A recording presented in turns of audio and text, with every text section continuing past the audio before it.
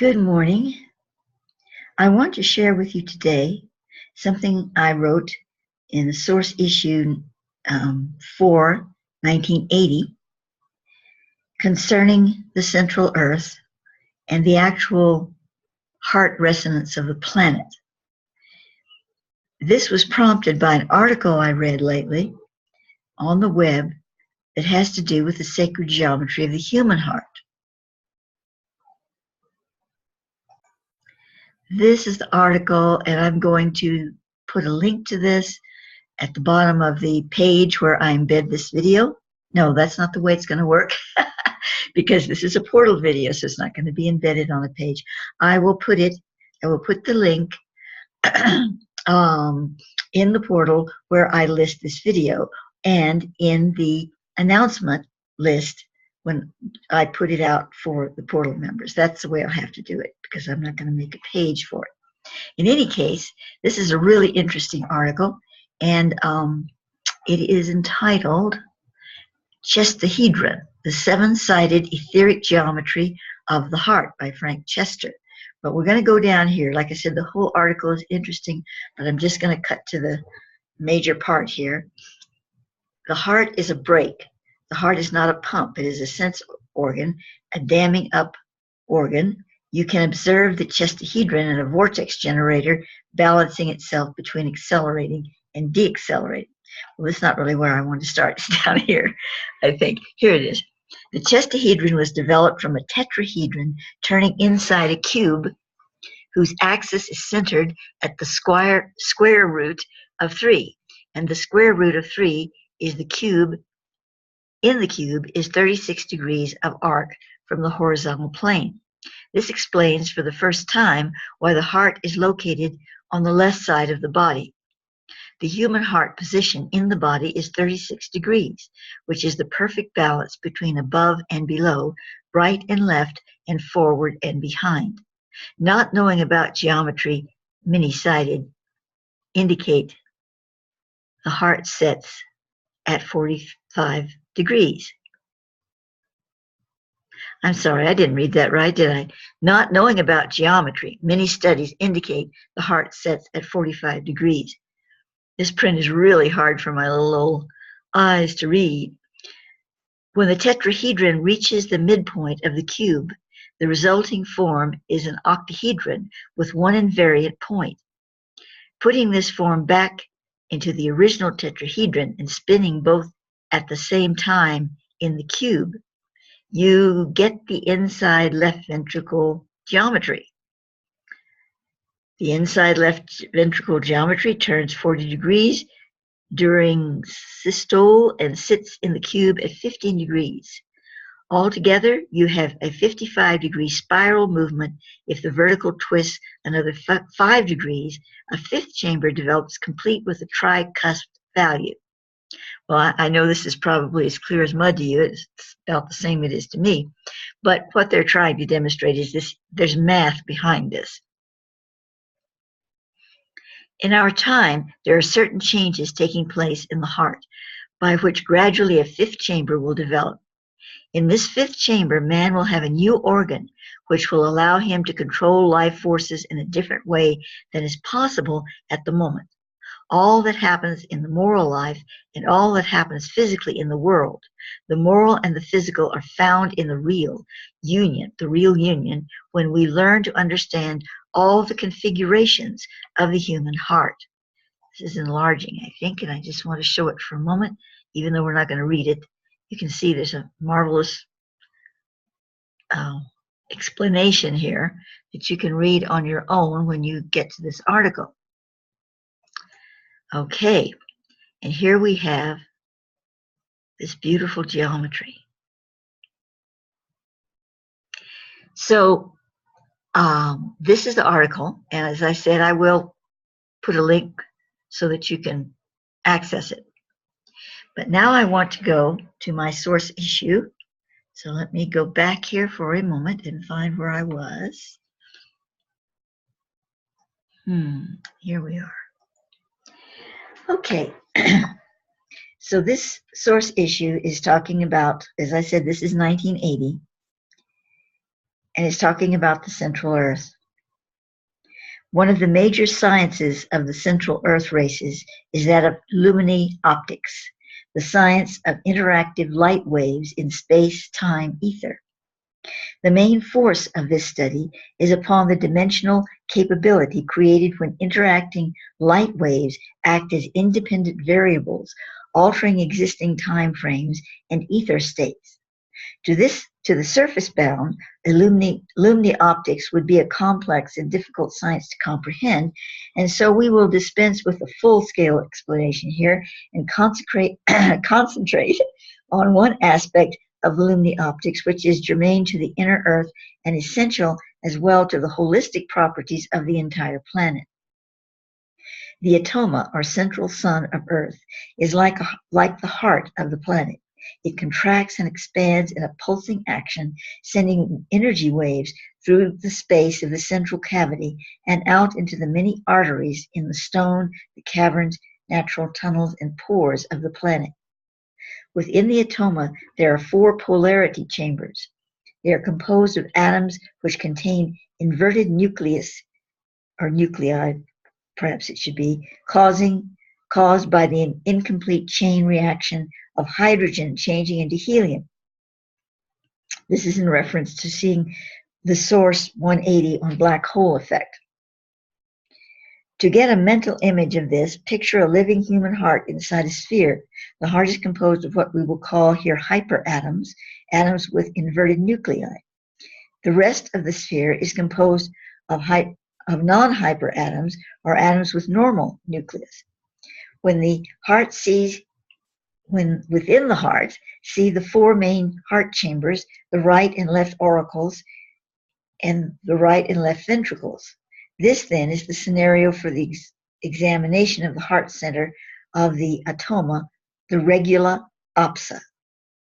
The 2 chambers on the right side of the human heart are in harmony with the positively charged side of the regula opsa. The left side of the human heart is synchronous with the negatively charged hyperatoms of the atoma heart 2 chambers on the side opposite to their positively charged counterpart chambers. Now shift your gaze to the solar sun, giver of germination and warmth to our surface domain. This radiant orb is the Atana. Star suns contain a center of pulsing reflexes, or atomas, as well, but they differ in structure from the heart of Earth atoma, or any planetary atoma, which are usually found in planetary spheres. Yeah, I just said that, didn't I? Our sun has an atoma which is in a less advanced spiritual fire than some of the hierarchical stars, as in Orion and the Pleiades. These stages of advancements cannot be detected. Geez, I have to turn a page here. With physical scientific acquisition of data. It is accessible in terms beyond our known determination of universal laws. The atom seed, atoma, of the solar sun interacts with the Earth's atoma through the medium of light waves, which is the optic evidence of magnetic and other advanced energy waves. As discussed in Source 180, the natural polar openings of Earth are not obvious to surface dwellers, consciousness, or optical spectrum unless an individual were to enter a window, or more closely defined, an angle synchronous to the spectral portal, to the spectral polar magnetic lens capping the window's southern and northern doors, or polar openings.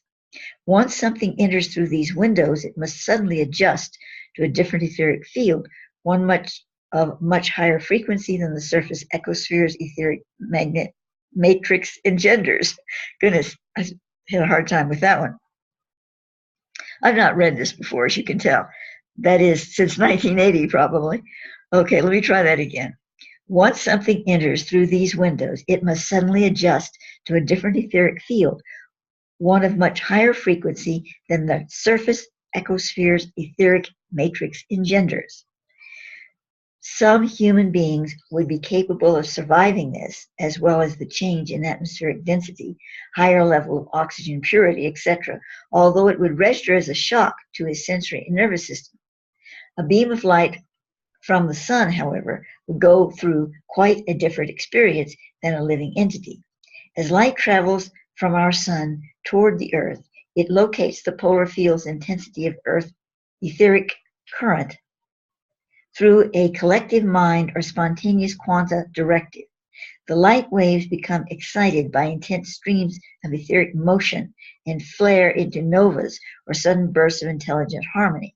This is evidence to scientists in the puzzling particle versus wave effect of light. The particle effect is a result of discrete units of thinking waves, not on the level which we reason, but nevertheless a cognate response to the ether stream. Ether streams are created by intense concentrations of dimensional pull, opposite attraction, or several other functioning modes of existence through which ether accepts energy and advances that energy. Ether, very simply defined, is a module for dimensional receptivity of space and time. Ether states give the command to form, to expand, to reduce. The ether is commanded by the universal laws of harmonics. Discussions and definitions along this line could go on indefinitely, so let us return to the perimeters of this issue's context. Well, hold on, everybody. This is by me a long, long time ago, and I talked a very different language than when I was writing these things. I mean, it's kind of difficult still, I know, for people to understand what I'm writing about, but in those days it was really difficult. I was touching into a frequency of it that was just so undiluted that language really didn't accommodate it very well. As I progressed in doing this, you learn to, a baby learns to walk better. And I was able to understand a little better how to translate it in a more palatable language form. So I'm not going to try to explain all this because it's really not exactly pertinent to what we're talking about here, but to say in general, what the mind, when the mind cognates and works with energy fields, it becomes more particleized, discrete units. When the streaming comes directly from source and is not interfered with by mental cognition, it maintains more of a streaming effect. That's just really, really basically what I'm trying to say here. There's more to it, but that's the basics. Okay. The various programs of the ether computer or command pulse are defined as exgrams. Each exgram supplies a line or continuity band for a specific entity of function. These lock together to produce the whole working body of image, form, function, replication, assimilation, absorption back into the etheric computer to be reprocessed. I don't know exactly what I'm referring to as the etheric computer, but probably just the universal computer. I mean, everything we devise today that we call computers, and remember, I wrote this in 1980, but everything we've devised today that we could call computers and all the computer programming, all of that comes from the universe.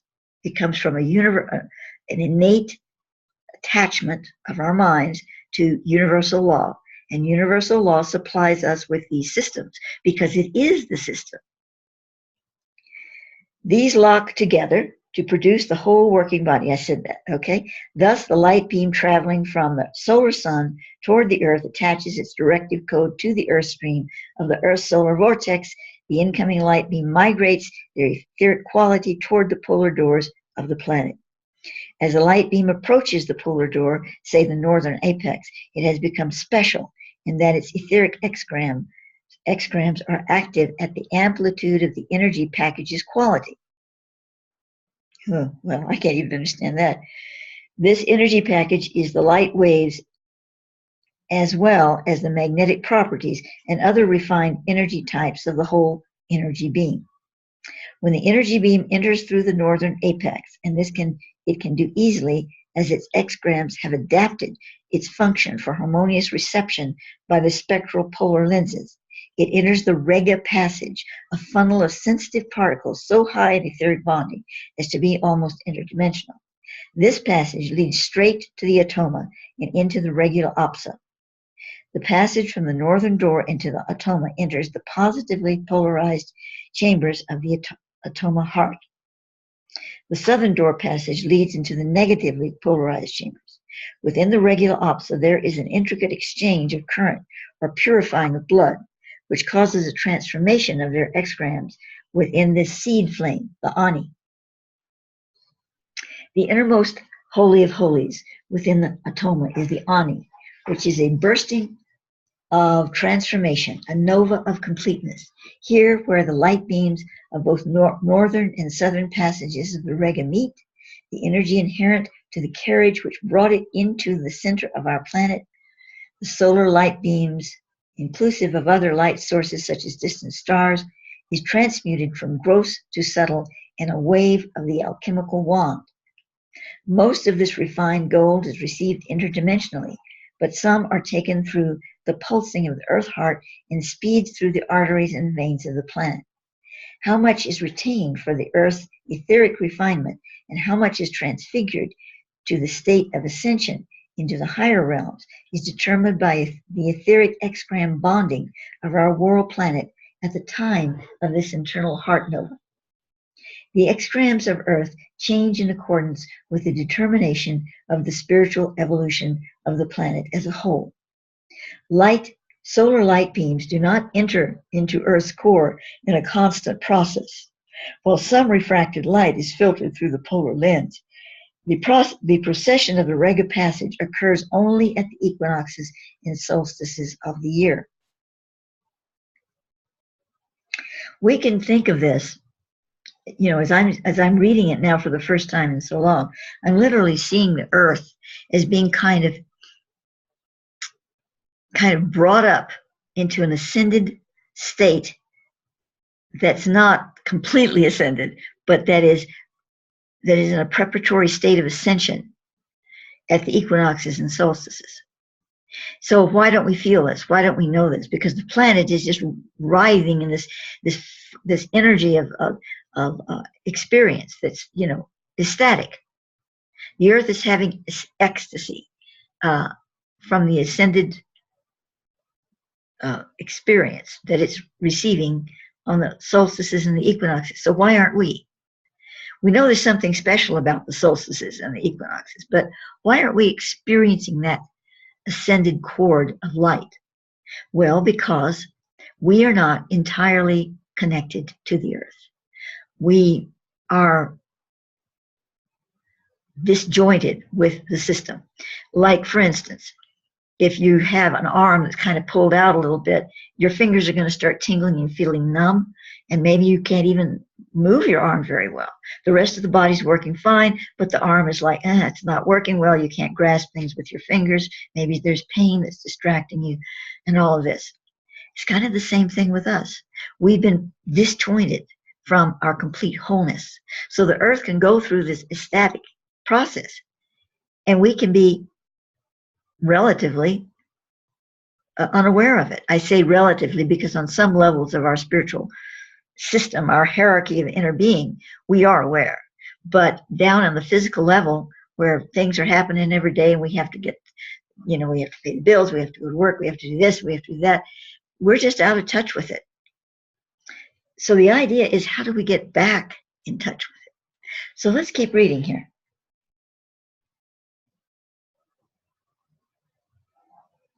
As the purified and upgraded energies which are captured by the ethers of the earth are circulated through the planet via the resonant cavity effect of the hollow earth, all nature receives its portion of this elixir of regeneration.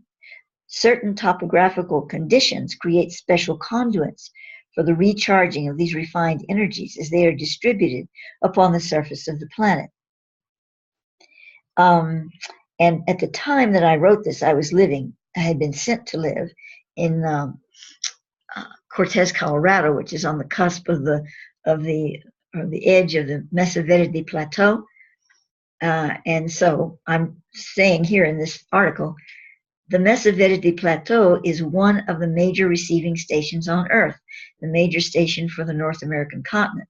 As explained in both issues of 180 and 380, the Mesa Emerald Table is like a resonating disc where the geocosmic energies of the ascending Himalayan and the descending Titicaca plateaus converge to exchange current within the sacred knot of the Emerald Table.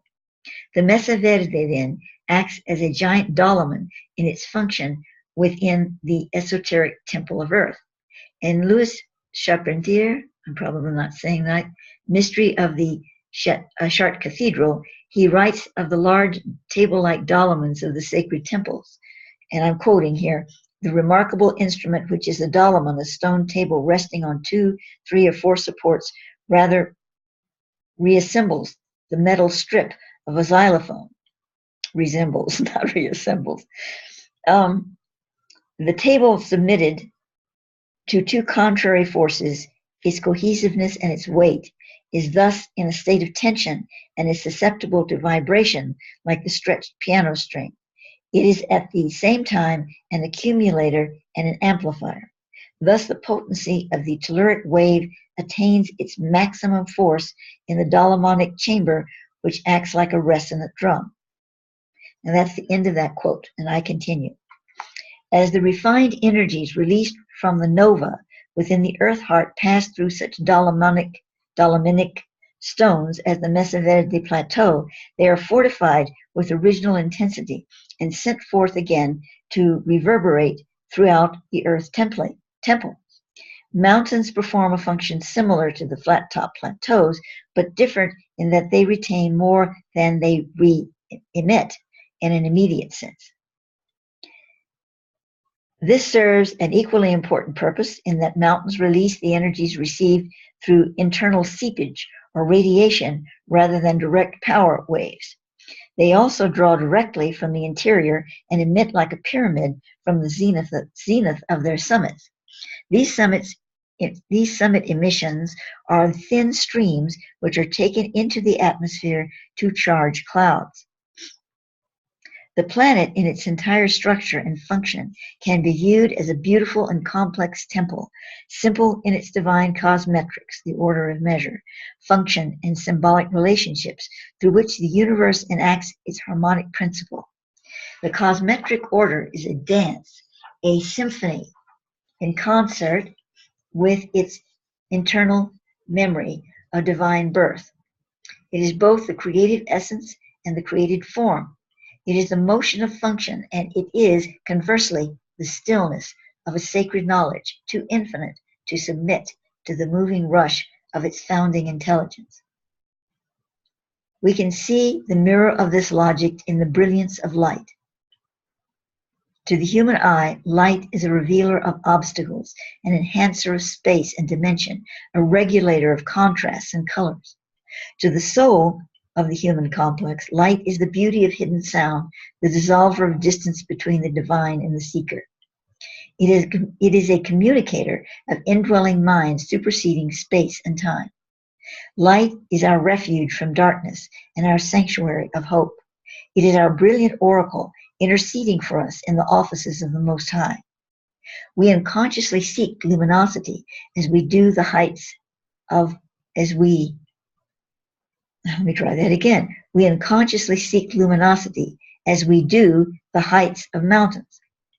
Whether or not our reason is illuminated with the quest, our hearts are surely lifted to the voice of light. Be there no soul so entrenched in the mire of retribution that it does not respond lovingly to light. The pupils of the eyes contract, the senses stir. Our mind is lifted in its resolute consequence to the bridled rays of our star sun as it imbues this orbiting sphere with the kiss of light. The human heart houses the heart chakra, which is intimately linked from conception to the regular opsa of the earth atonement. We and the earth are literally one. The light that travels in grand procession upon the Rega passage, entering the earth heart, reaches our pulsing organ as well. Through etheric bonding, time and space are eliminated, and the light serves as a vessel of communion between man and his earth. And so this is true. But as I stated, we're missing a large piece of it that allows our whole body to receive and feel everything the earth is receiving and feeling. I'll tell you, if we did that, if that happened, we would not be doing the horrible things we're doing to this planet, because we wouldn't be able to tolerate it. Even the elite and all the deep state and all those people that are doing all these awful things to the planet, they would be writhing in agony. They wouldn't be able to, they wouldn't do it, because it'd be like cutting their own body open, So they want that passage to be closed down in them so they can do all these awful things to the planet for their very temporary benefit. But if that were not the case, no, it would not be happening.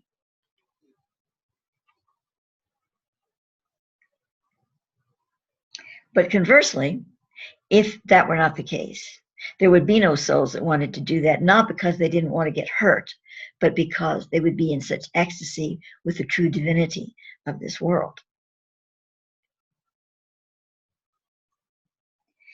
The sacred temples of Subterranea, like the ancient temples and great Gothic cathedrals, recreated the Rega passage in earth and in man, in the placement of their windows, halls, shades of stained glass, so that the passage of light in the temple is symbolically equivalent to the journey of light upon the great procession of Rega. A simple light beam of light, a translucent essence, symbolizing the soul, housing therein the spirit of fire, is diffused through the intricacies of mind. Harbored in the most regent channels of space, it approaches steadfastly the point of emergence with matter.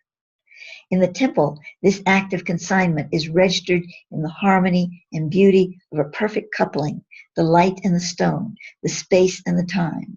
The very hollows of the temple respond to the sacrament of twinning, the rose of light with the thorn of matter, which pricks our consciousness and spurs us through our material existences. Well, obviously, we do have some buildings built in medieval times and certain periods of time, and even very ancient times that still stand like Stonehenge, that are facsimiles of what is being spoken of here. However, the inner earth buildings are even more incredible. And also many of them are huge, absolutely huge. Not all of them, but I remember when I was actually going on journeys into the inner earth through, I would not say they were astral, they were more remote viewing. I didn't know the term then. That was in the 70s and 80s. There was no term that I knew of called remote viewing in those days, but that's what it was. And I remember one time I was way above the earth, the inner earth, but the ground, like in the sky, way up, like, I don't know how high to call it, but up high. And, where buildings were little tiny specks, little teeny tiny specks. And I saw, well, I'm not going to say teeny tiny specks. Let's go make them a little bigger than that. Let's say the size of BBs, about that big. A nice big building would be the size of a BB. So I was that high. And I saw this mound shaped like a female. You see a nude female, you see the breast, you could see the head, the arms, the legs, and the hands were up facing the sky, so to speak. And one hand was a little lower than the other, and the palms were open. And in each palm was a giant pyramid. And I asked, how big are those pyramids? And they said, well, they're considerably bigger than the Pyramid of Giza. That was what the answer I received. This whole effigy, I don't know if it was hollow, if people could, there were things inside it, like buildings and things inside. I kind of felt that there were, but the pyramids were in the palms of this woman. Now, this was before, when I saw this would have been probably 72, 73, 74, in there sometime. It was before I had heard or seen anything about the face on Mars. I think the face on Mars came after that, you know, the actual pictures coming back and Hoagland talking about them and all of that. So I knew nothing about these large effigies on another planet, but it so resembled in dimension and scope what I saw in the inner earth. Okay, so let us continue here.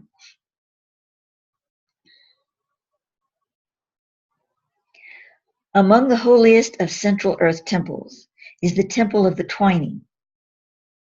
You could say twinning, but I seem to want to pronounce it twining, wherein the splendor and sacred geometry of the Rega passage, the physical spiritual functioning of the earth heart, and its mergence in twin flame with the heart chakra of man is displayed and enacted. I'm sorry, I'm really stuttering today. Is displayed and enacted through ceremony.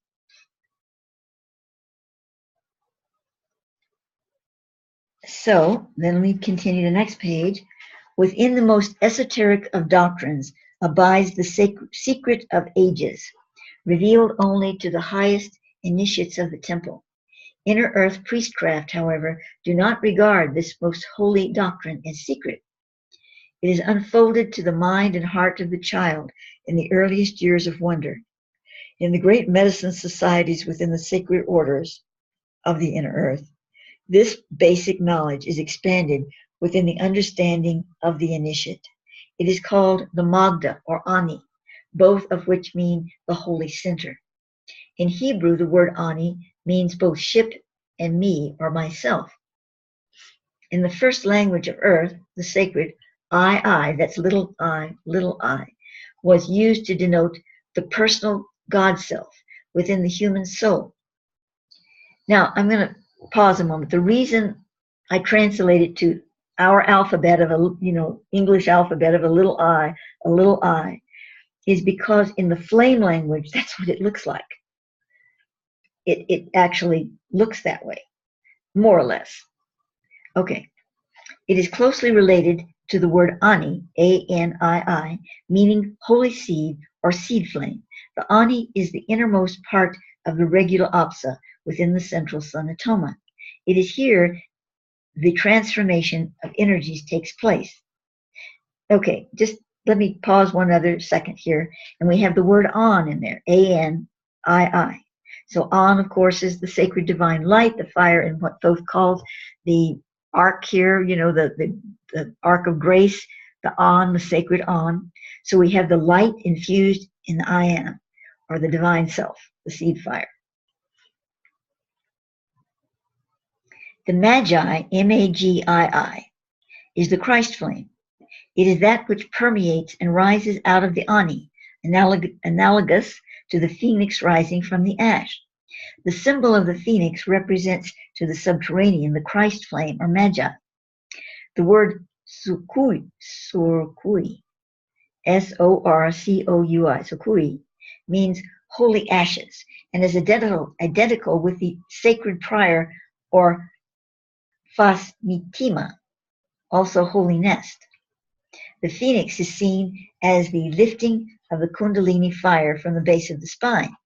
The fact that this magical bird represents both the rising Christos and the kundalini reveals the subterranean initiate acknowledges the action of the kundalini as viable only when received through the divine fire of the Christ. The use of the word Christ here is not wholly in the context of Christian theology. It embraces the God Spirit in the earth, which culminated in the God Spirit in humanity through the vessel of the Master Jesus or Yeshua, the one who embodied it to the most fullest up to this time period on the planet. The flame or spiritual cord of the Christ Spirit dwells within the atoma of this planet. The solar sun also contains the Christ presence, but the true unifying flame is within the earth. The solar sun is the masculine charge, and the earth sun is the feminine charge. The masculine ray penetrates the mother egg, Ani, to ignite the living fire.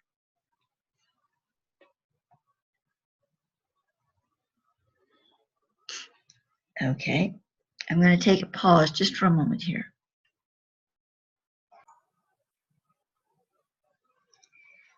As the divine presence merged with the many aspects of earth through the human element via many incarnations within the carried soul of the Adama Yeshua, or Adam Jesus, the actual Christ flame was within the core of earth rather than within the core of the carried soul, only serving to illuminate the carried soul for the ultimate purpose. Carried soul, this means the incarnated soul. And at this point in time, I'm not sure that I realized that there were two souls embodied in Yeshua up to the time of baptism, and then returning to two souls at the time of the crucifixion. I don't think I'd gotten that information yet. So I don't know there too when I'm writing this. But what this is referring to is the one that had incarnated several times on this earth prior to the Jesus incarnation. The other soul was brand new, so to speak, in this realm, and that was the one that was holding the most flame presence. But this first soul, the one that I'm speaking about here, unbeknownst to me at the time, is the soul of Osiris. So that all of that is not knowledge to me yet. Remember, I was just starting out here. This is 1980, and I actually, I started my conscious work. Well, I started it in 1968 or 69, but writing it out in such detail, other than the sciences that I did earlier, was just started here. So there's a lot that I wasn't seeing yet. Not that this was wrong, according to what I received, but it simply was not complete. However, that said, it's still interesting because it does have that piece of the picture. So continuing.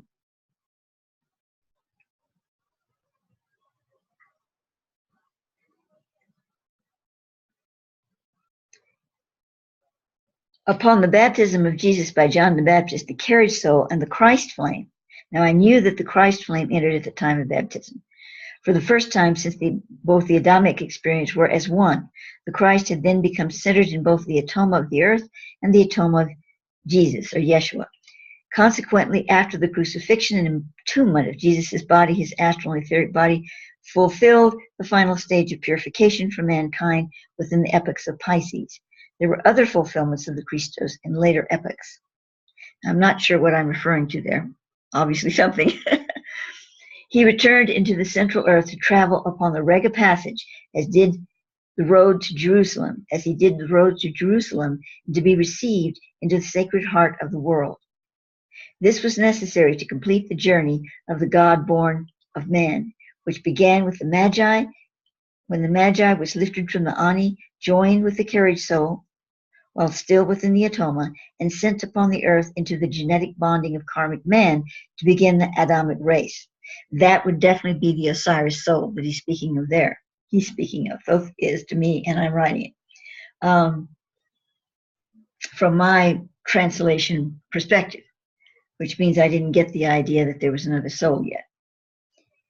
The return engaging of the carriage soul within the central holy released the original sin which the carriage soul had assumed for all mankind when it became necessary for illumined man to become karmic man. After the purification of the carriage soul, the astral and etheric body of Jesus walked among the people of the heritage of one, subterraneans, before the ascension.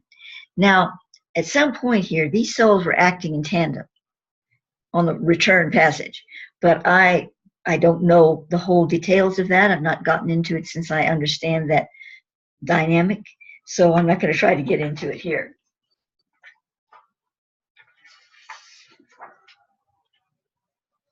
Sorry, page turning. Oh, well, I guess that's the end of it. So that's as far as we go with that particular.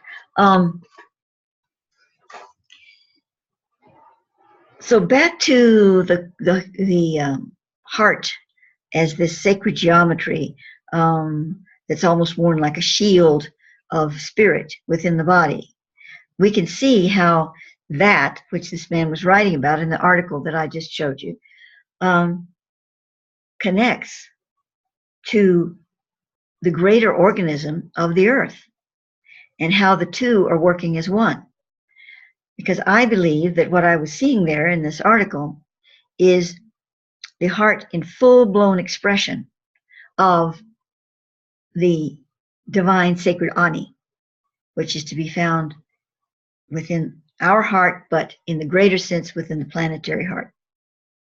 The planet is not an extension of the earth. The earth is not an extension of humanity. Humanity is an extension of the earth, because the earth is not just rocks and soils and trees and plants. We have created that metaphor. When we're speaking of what the earth is really about, it is the sacred being, the presence of all of us. It is the placenta, more than the placenta, the active dome of light, or sphere of light resonance with the godness that we are. And the human vehicles are the little passages, the little programs that we have set upon the greater field. And in that we can become individualized and have a soul sense self presence among the greatness of it all. But the true homogeny of our whole experience, as we are understanding it here, we are receiving it, and beyond what we're understanding, is the earth. So what is really the earth? We're not understanding what it is. We know it's a living organism now. We know it's sacred to us. We know it's indispensable to us, and we must respect it and love it. But we don't realize, I say we, I'm talking, the collective we don't realize the depth of what it truly is. It is us. It's like saying we're the fingers on a hand, but the whole body and the head, the brain, the heart, all of this in the greater sense of what these fingers are about is what we are calling the earth, what we are calling the planet we live on. And we don't live on it. We all live within it, within the greater manifestation of what it is. And so we're coming to a time where we're going to have to realize this very, very quickly. And it's going to be a shock to a lot of people. And to others, it will be just a greater expansion of what they were already realizing, but even more so. And the earth has the capacity, as the greater thinking system of what we are a part of, to simply fold its wings and take the deep dive. And that's what it will do when what we are calling ascension takes place. I could say spread its wings and fly, but no, I see it more as a deep dive into the greater realm. So I believe I'm going to conclude here. I've certainly talked enough. And thank you all for listening.